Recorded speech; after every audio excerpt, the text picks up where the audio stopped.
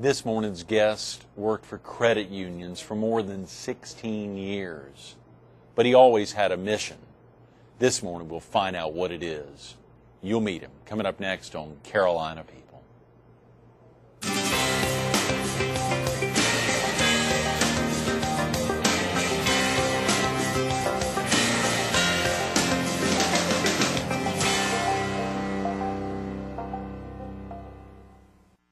Good morning. Welcome to Carolina People. This morning we're at the Italian Restaurant of the Year, Villa Romana at 707 South Kings Highway in Myrtle Beach.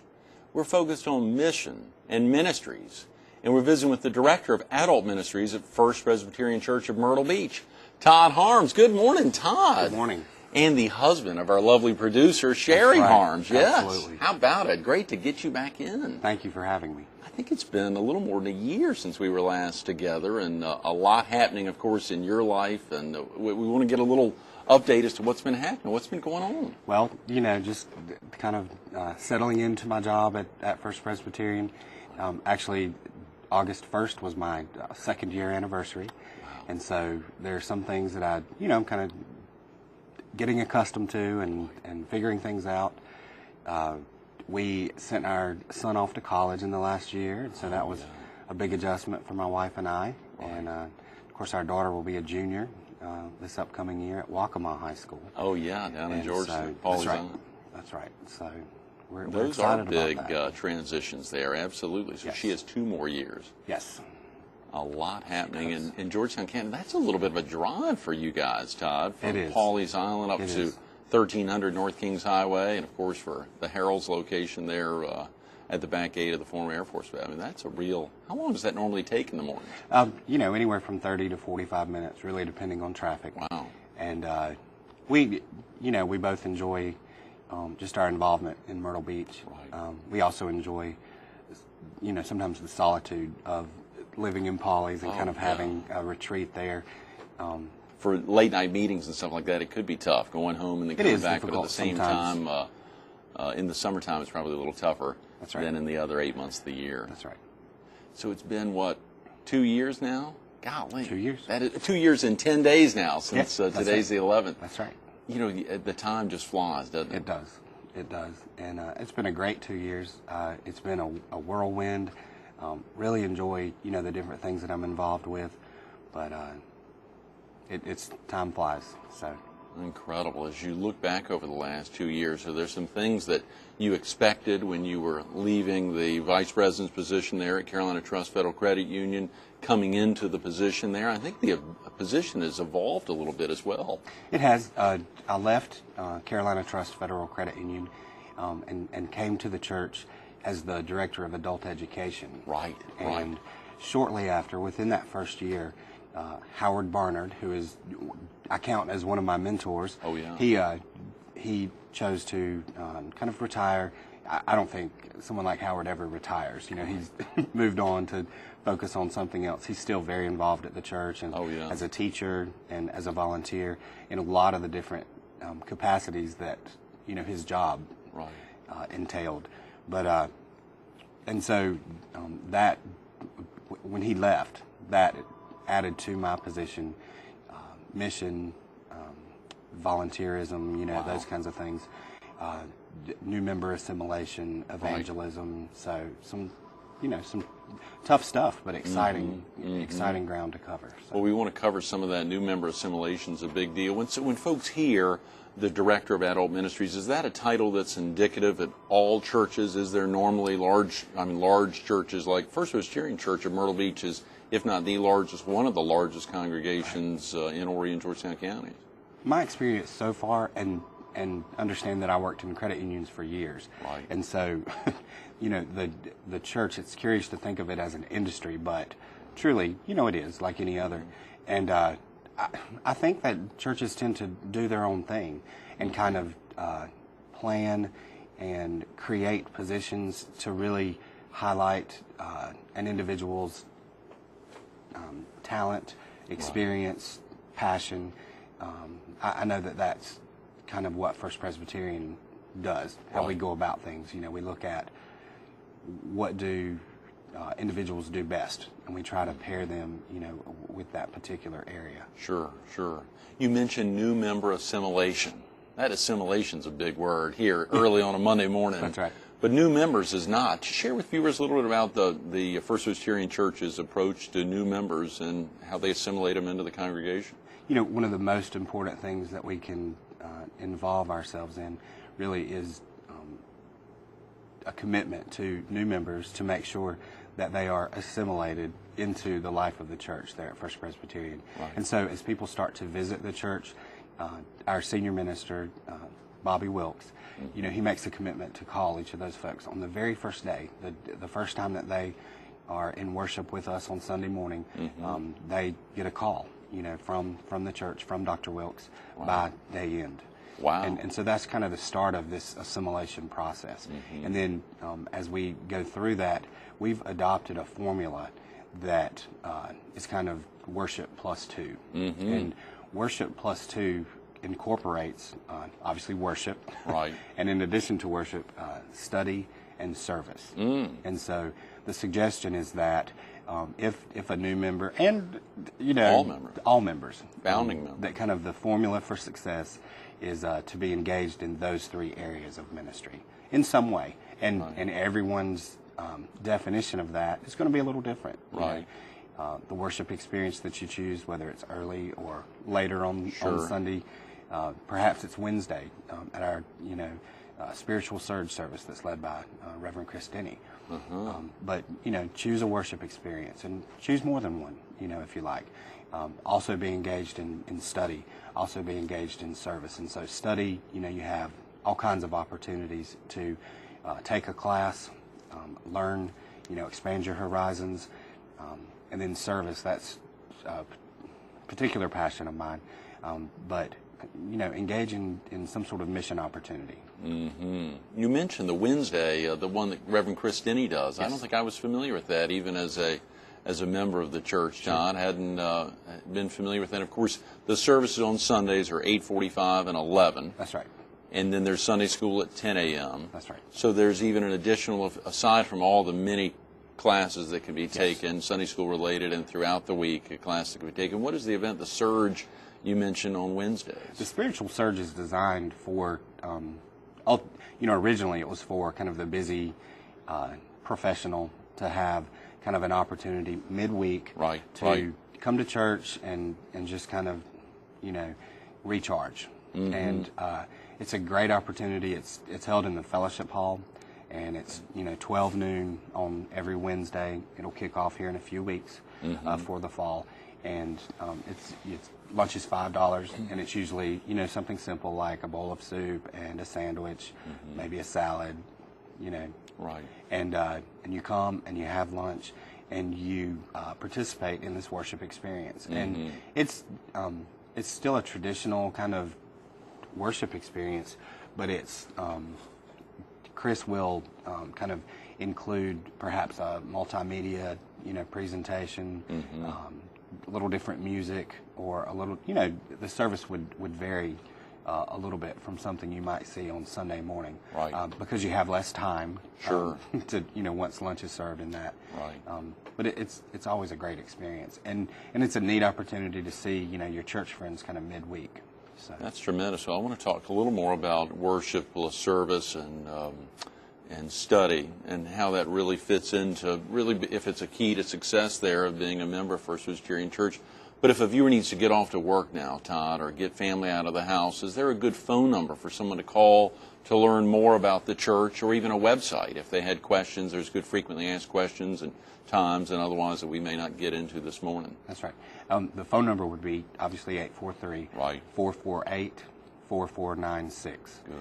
The website is just myrtlebeachpresbyterianchurch.org. Okay, great. And if a viewer had questions, is there anyone there in particular to ask for? Would you feel comfortable to ask for Todd? Or absolutely. Just anyone who answers the phones is probably can lead. I'd be glad to be the one, to start that conversation. Great, and point them in the right direction. Is the W+2 really a secret of success there at First Presbyterian Church? How did y'all come up with that exactly? I mean, is that something that you'd been searching for on your own, or that they've been thinking about for a long time? It's always been kind of an emphasis for Dr. Wilkes, and just recognizes the importance of engaging new members early on so that they become engaged in all that the church has to offer.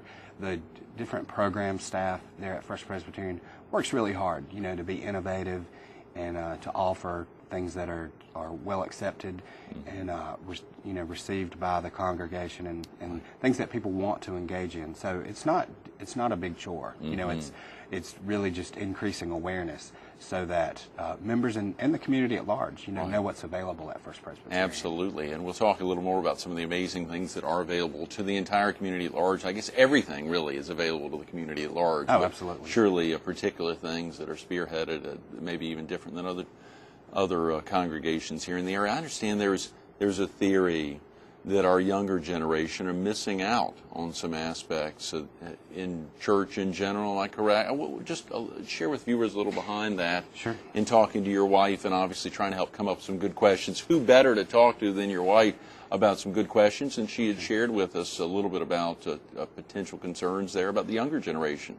Right. It's kind of an interesting deal as young people start to go out on their own, and it doesn't have anything to do with a negative experience. Oftentimes, it's just kind of prioritizing that new life and that new schedule, and things get lost in transition. And we have a great relationship with the young people at our church. This theory is kind of widespread. It's nationwide, and it's just this theory that 20-somethings and often leads into early 30s are lost in church, and they don't that doesn't become a priority again until perhaps they're married or perhaps they have children, and then they recognize kind of the importance of the tradition that is church, and we want to kind of get rid of that notion and engage young people, 20-somethings, early 30s, back into the life of our. What are some ways the church is trying to do that?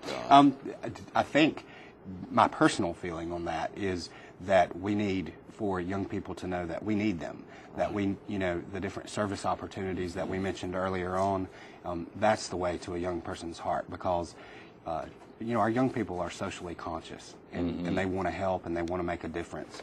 And that, in my opinion, is the best way, to catch them.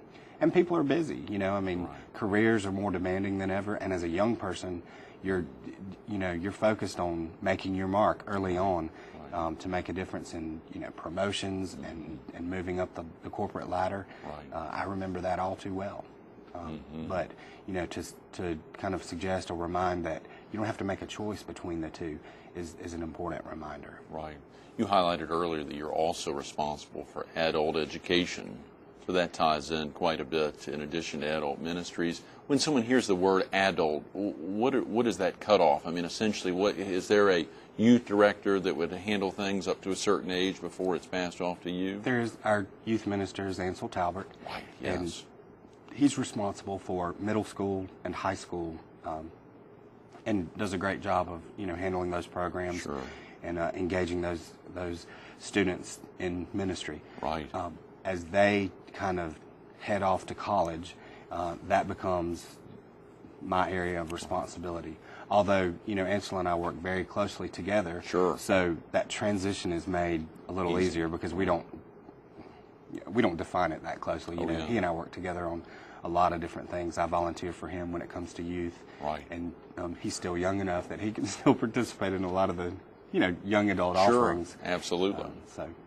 And of course, Ansel was with us not long ago at the Charlie Brindell building. Yes. The Coastal Carolinas Association of Realtors highlighting the Veritas Youth. I think VeritasYouth.com. Great website that the church helps support, in addition to MyrtleBeachPresbyterianChurch.org, which has got tons of great information on there, Todd. A lot of really great information. How about what's on schedule for the fall, education-wise, coming up? Is there anything that viewers who may not be members but could possibly help partake in or get interested in the church thanks to the educational pursuits at First Presbyterian Church of Myrtle Beach? Well, first of all, anything that we offer is always open, to the public. And so membership might kind of suggest otherwise, but, members and the Myrtle Beach community are are invited to participate in anything that the church offers. Right. We have a great resource that we put together, and this year we took a little different turn to go along with the Worship Plus 2. It used to be the Adult Ed and Fellowship Offerings booklet. We've changed it to call it Adult Opportunities, Right. Worship, Study, Serve. And that is really more indicative of the book's contents. Right. And it outlines, all of these different opportunities. Some of the most exciting things that we're engaged in, we're kind of relaunching a program called the Disciple Program. Good. And it's an Yes. extensive Bible study Right. that offers, Old Testament, New Testament.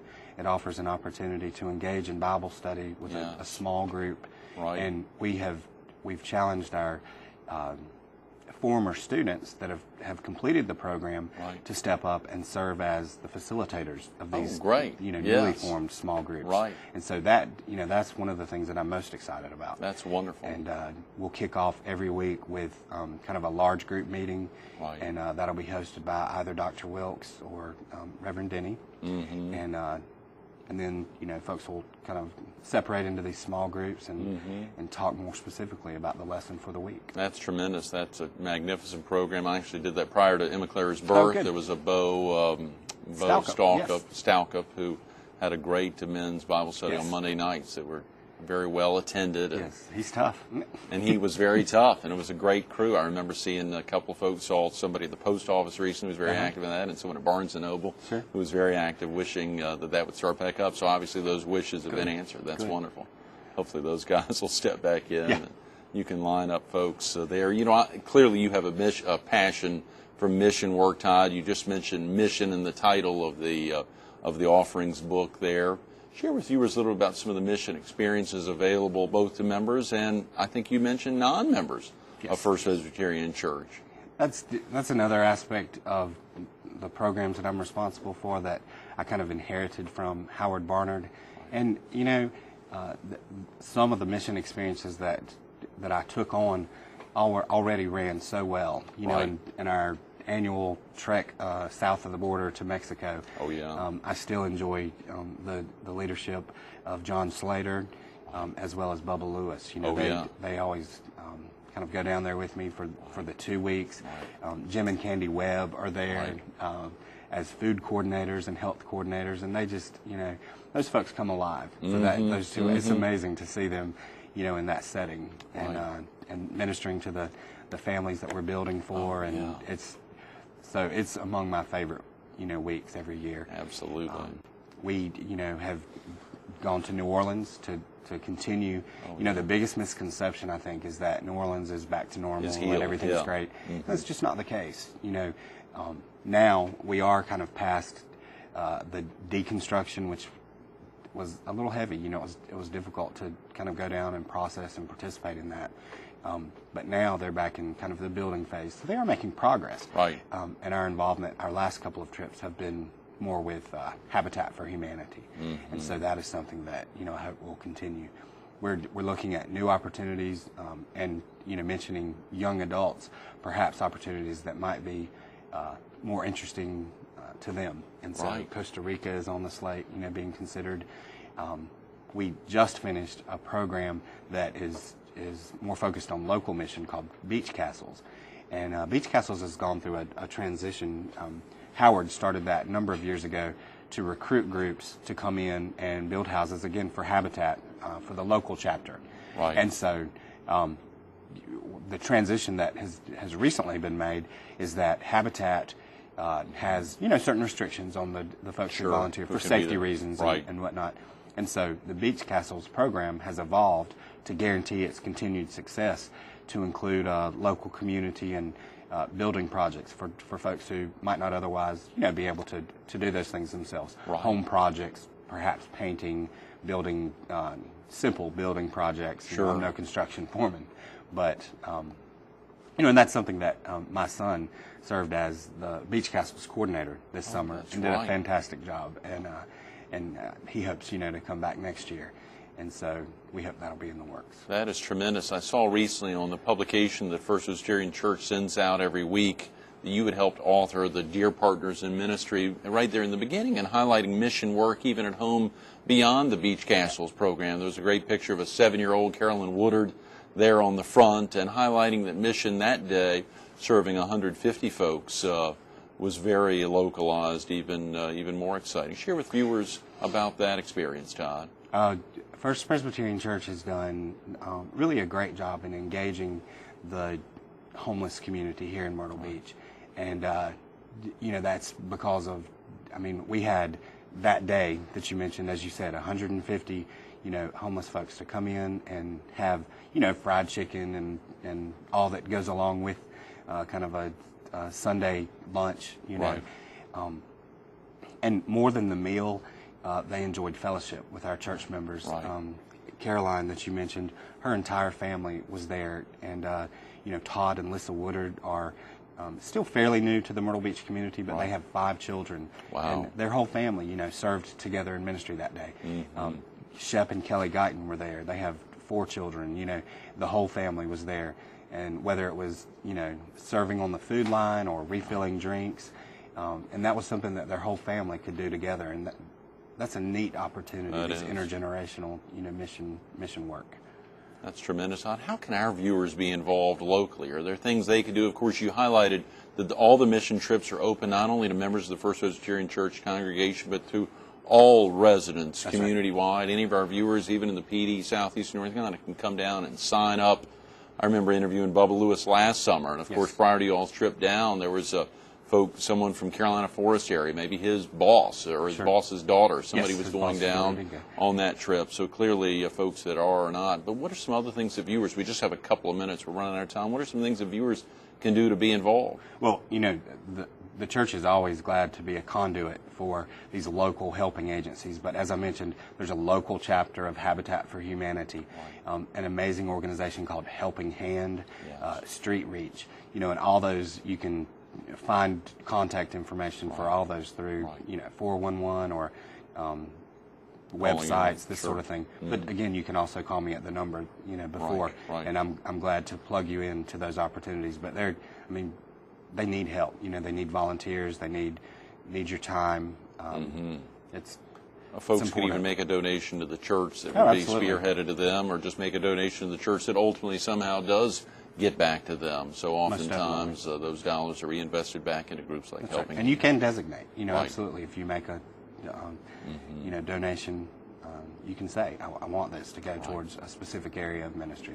We're glad to do that. 2 years and 10 days after leaving Carolina Trust Federal Credit Union and the financial industry, Todd, you think you're out of it for good? You clearly in the last 25 minutes here have shown through that both mission and service and scholarship are important to you. Do you think you'd ever step back into the financial industry? Not full blown. The credit union industry was very good to me, and I still have the opportunity to get my credit union fixed through just consulting opportunities, and those are few and far between now, but it's enough to whet my appetite. So. Yes, that's great. What does the future hold for Todd Harms? Gosh, I don't know. Just continue to focus on my family and focus on the opportunities that my job at the church holds. I think the neatest opportunity there at First Presbyterian, I really have come to see myself as more of a volunteer coordinator, realizing that one person can't do near the work that 1,600 can. And I just throw that number out because that's kind of a rough number of the number of members that we have at the church. Sure. And so plugging folks into, those opportunities to give back and to participate has been probably a highlight for me. That's got to be a high. Todd, thanks so much for being with us this morning. I'm sorry we've run out of time. Enjoyed it. Yes, absolutely. Thank you. Stay tuned to more Carolina People with the Director of Adult Ministries at First Presbyterian Church of Myrtle Beach, Todd Harms, coming up next. Isn't it great to sit here with a guest who's excited and thankful to somebody for giving them an opportunity to work somewhere, thankful to the congregation, thankful to the other staff, thankful to so many folks in the community. It was exciting to hear him fired up about mission work. It was particularly exciting to hear him fired up about the W+2, worship, plus study, plus service. Think about that opportunity, whether you're a member of another church in our viewing area, Whether you're a new member to First Presbyterian Church or even a founding member, think about seriously where you can get involved in worship, where you can get involved in study, and think seriously about where you can get involved in service and how you can plug in to all three of those aspects in your life with God, and your life with First Presbyterian Church in Myrtle Beach or whatever church you may be involved. Learn more about the church at 843-448-4496 or go online to myrtlebeachpresbyterianchurch.org. Todd Harms, thanks so much for being with us this morning. You were great.